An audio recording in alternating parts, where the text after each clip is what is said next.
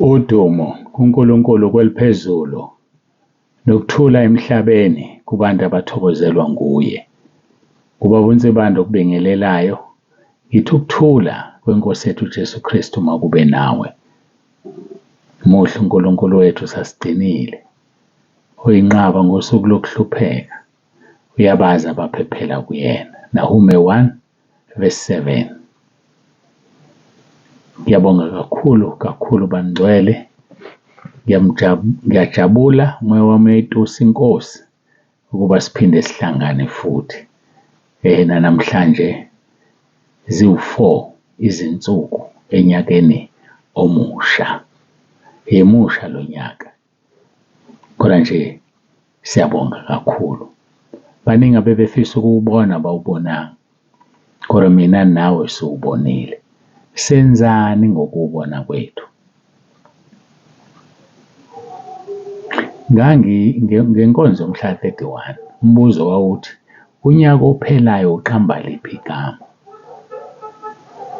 Ngiyashintsha manje, ngithi unyaka lo esesiwuqalile uqambe liphi igama? Ngoba igama ozoliqamba lo nyaka lizodetermine ukuthi uzoba njani kuwena. Ngeke ngizwe abantu bethi engabe usiphatheleni lo nyaka. Unyaka awunazo izandla. Ayikho into okuphathele yona. Wena uphatheleni lo nyaka na? Wena uzitshela ukuthini ngalo nyaka? Wena uthathe ziphi izinqumo? Unyaka awuphethe lutho. Unyaka unyaka nje. Ngizwe abanye bethi unyaka wokuthi beprofetha kulungile. Mina ngingeni lapho. Ngithi mina wena ozokwakha lo nyaka ube yilento oyifunayo. Ufuna ube njani lo nyaka kuwena?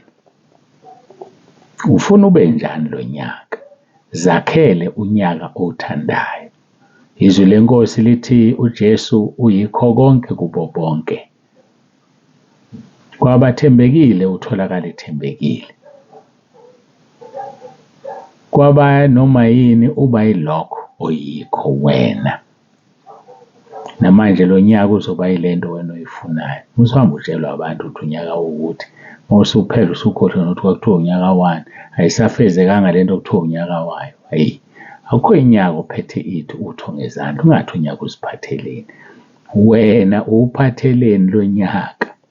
Ngoba wena unezandla. Uphatheleni lo nyaka ngempela. Ungena nawo nani? Lokho kungena nakho. Ikhona uzokuvuna mawusuphela. Ngoba uyatshala. Yabo lokho ongena nakho manje. Ikona uzokuvuna. Bekuzokusiza uma ungena nentembu isiphule nje uyiqede uqale phansi utshale. Zise-4 izinsuku. Qala phansi utshale. Lokho uzokutshala. Ikhona uzokuvuna umunyaka uphela. Wakhumbula amazwi ami. Lokho okutshala uzokuvuna. Lokho okutshala kulonyaka uzokuvuna uma uphela. uJesu Kristu uyinkosi. Ngiyacela sigoqe sikhuleke.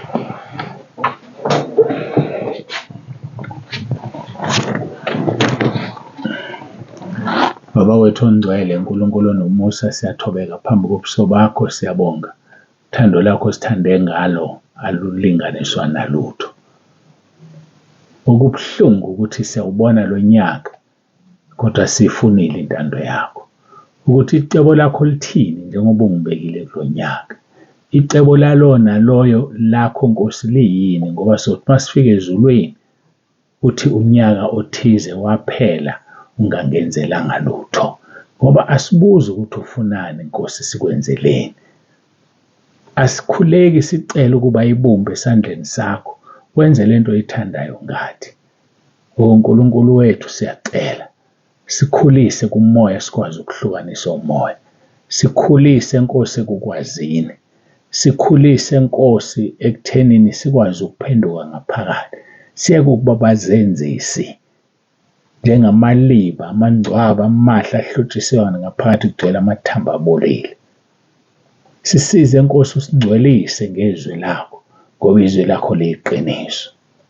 Sikhulekela ubunye kuwe Nkosi ngoba bonke ababhabhadisiwe kuKristu bamunye bambethe ubunye.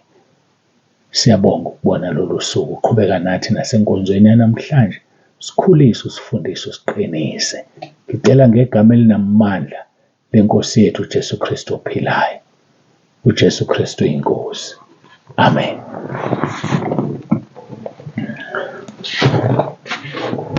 Siyambonga-ke uNkulunkulu wethu kakhulu, siyamdumisa bangcwele. Siyamdumisa, usiphethe kahle nakuwo lo nyaka. Nathi uma siziphethe kahle. Ngiyafisa-ke ukuthi siyezwini lethu elumgogodla, 1 Samuel chapter 2 verse 26. Umgogodla njengoba sisakhuluma ngesihloko sokukhula kumoya. Sokukhula kumoya. Bengibhrentshile nje uMsankulunkulu ngikhuluma ngezingane, kodwa sikhuluma ngokukhula kumoya. Thina-ke befundisi esikhulelwa abazalwane, sidlani, batholani abazalwane kithina, ngoba ithina esibakhulelwayo, sibazale, sibakhulise. Umbuzo uthi batholani? Ngihlangana nohlobo luni lozakwethu? Ngihlangana nohlobo luni labefundisi? Ngifundani kwabanye abefundisi? Ngiyisibonelo esihle yini mina? Ngoba lokho engikudlayo ikhona engizokubhodla enkonzweni. Lokho engikusuthi ikhona engizokukhipha enkonzweni. Udlani? Udla nobani? Ngisho ukudla kamoya mina. Uhlangana nobani? Ukhuleka nobani? Akumangaliseki ibandla lakho linje. Liyilento oyiyona. We are what we eat. Siyilento esidlayo. Awumfundisi wami. Ngakhala uma ubona ibandla lakho linje. Wena unjani? Uhlangana nobani? Bakuthelela ngamoya muni? Akukho okufihlwe ongawambula. Ezinye ziyavela sebethule. Sekukhulunyiwe emngcwabeni kwathusa ekhaya ezulwini. Wanconywa bese kuvela indaba ezinkulu. Kuthi umfundisi kade eqonyiwe. Umfundisi kade elala nabafana. Umfundisi kade ephuza. Umfundisi ubebhema. Umfundisi wenza lokhuya nalokhuya. Umfundisi ubehamba inyanga ubethwele. Zivele sehambile. Kuhle mazivele usekhona khona uzophenduka, ngoba kukho ukuphenduka ngale kwethuna. Asifundiswe. 1 Samuel chapter 2 verse 26. Umntwana uSamuel waqhubeka wakhula waba muhle kuJehova. Waqhubeka wakhula waba muhle kuJehova. Ngiyafisa-ke sibuke omunye umntwana owaqhubeka wakhula waba muhle kuJehova. Luke chapter 2 verse 52. Luke chapter 2 verse 52. UJesu waqhubeka ekuhlakanipheni nasekukhuleni nasemseni kaNkulunkulu nakubantu. Yizwe kaJesu ziyanda manje izinto. Akusafani nezikaSamuel. Azifani nezikaSamuel. Ziyanda izenkosi uJesu. USamuel kuthiwani ngaye? Wakhula waba muhle kuJehova nakubantu. Wakhula waba muhle kuJehova nakubantu. UJesu waqhubeka ekuhlakanipheni nasekukhuleni nasemseni kuNkulunkulu nakubantu. uNkulunkulu waba nefavor kuNkulunkulu nefavor kubantu abasemseni. Wakhula naye lo uSamuel wakhula. Kodwa uJesu ukhule ekuhlakanipheni. Ngakhumbula izwi lapha kwekaJakobe chapter 5. Uqolo uJakobe chapter 1 verse 5. Uma-ke kukhona ke nosola ukuhlakanipha makacele kuNkulunkulu obapha bonke ngobuhle ngajakade khona uyakuphiwa. Jesu ukhulile ekuhlakanipheni. Asiyeke leyo. Mhlawumbe izongena ngazi mase sikhuluma ngokumazi uNkulunkulu. kodwa ngithi kwamanje khula kumoya. Ziningi izinto ofuneka ukhule ngazo. Enye yazo ukuhlakanipha. Kuyacelwa kuNkulunkulu akunike engajakade. Bamangale nje abantu bahlakanipha kangako sibanibani. Kanti ukucelile wakunikwa. Moya kaNkulunkulu okuwe uyena lokhu ukuhlakanipha. Umoya kaNkulunkulu.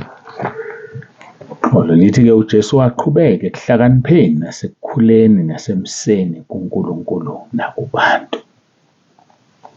Kwakunjani kade kwenzeka lokho? Babekade besethempelini.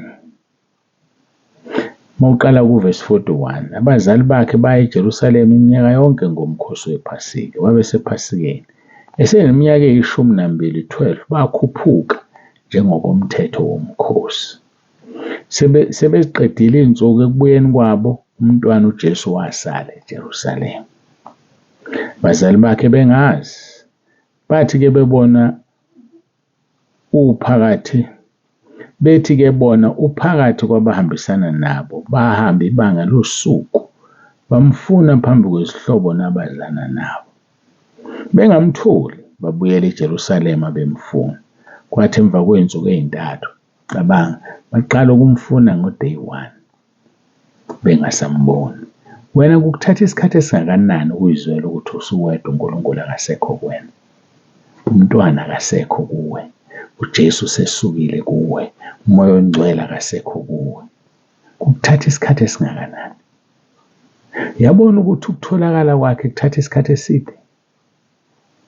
Babone kunosuku olulodwa, but kubathathe 3 days ukumfuna.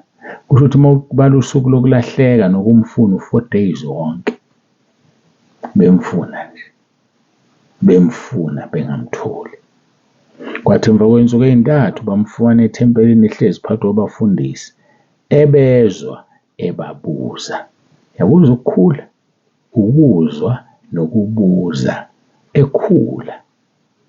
Abebemuzwa bamangala ngokuqonda nangokuphendula kwakhe. Bathi bembona bamangala unina, wathi kuye, mntanami, usenzeleni okunje? Bheka uyihlo nami besikufuna silusize. Wathi kubo, kukanjani? Beningifunelani? Beningazini ukuthi kumele ukuba ngibe gogo kababa na? Beningazini ukuthi kumele ngibe gogo kababa na?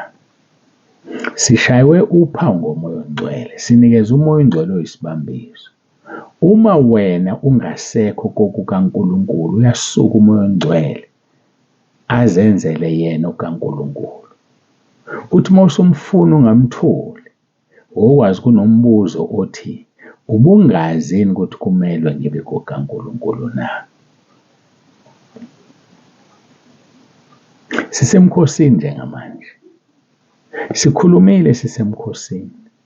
Uthi umuntu osemkhosini akanasikhathi sokubuka iTV. Umuntu osemkhosini akanazi izinto ezimsusa emkhosini. Uyazi ukuthi iTV ingawulimaza umkhosi wakho. Ungayibambi izinto okufanele uzibambe.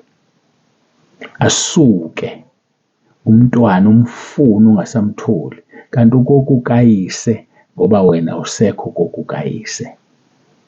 Hayi uyakushiya uma ungasekho la kufanele ube khona. Yingakho kufanele simlalele ngaso sonke isikhathi. Sibe kokukababa ukuze umoya kababa uhlale kuthina. Uma ungasekho kokukababa nomoya awusekho kuwe, sekuzokuthatha isikhathi umfuna. Bathatha 3 days bemfuna, bamthola. Bebone usuku lonke selidlulile ukuthi bahamba bodwa. Ihlazo lelo. Mntwana kaNkulunkulu, kushona ilanga akaziboni ukuthi uyedwa.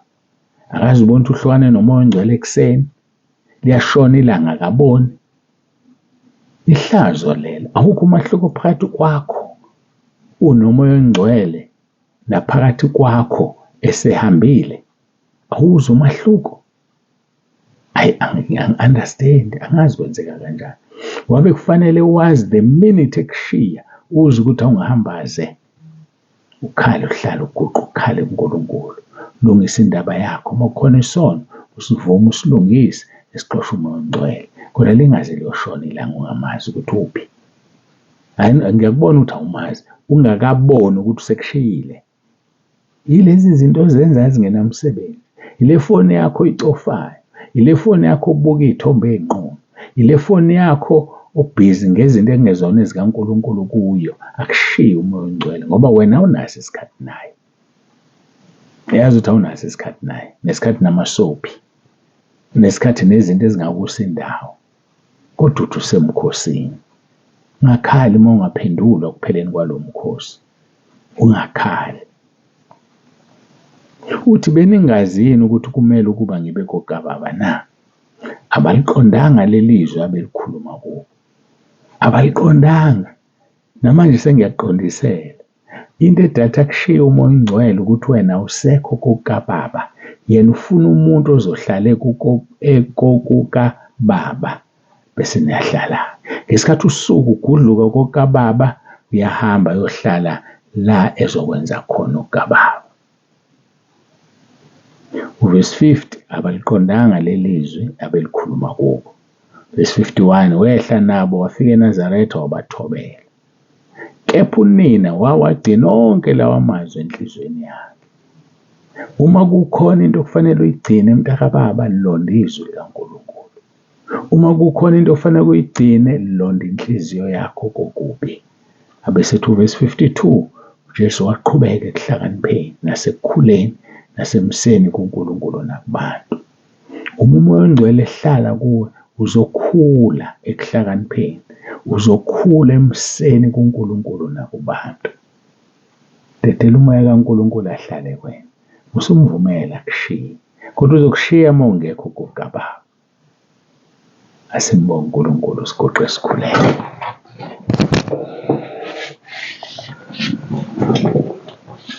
Baba wethu olungileyo, Baba wethu ongcwele, uNkulunkulu onomusa, siza kuwena, siyabonga uthando osithande ngalo. Siyabonga ngenkonzo, busisa yilona loyo lalele ngegama elinamandla lenkosi yethu uJesu Kristu ophilayo. Jesu Kristu uyinkosi. Amen.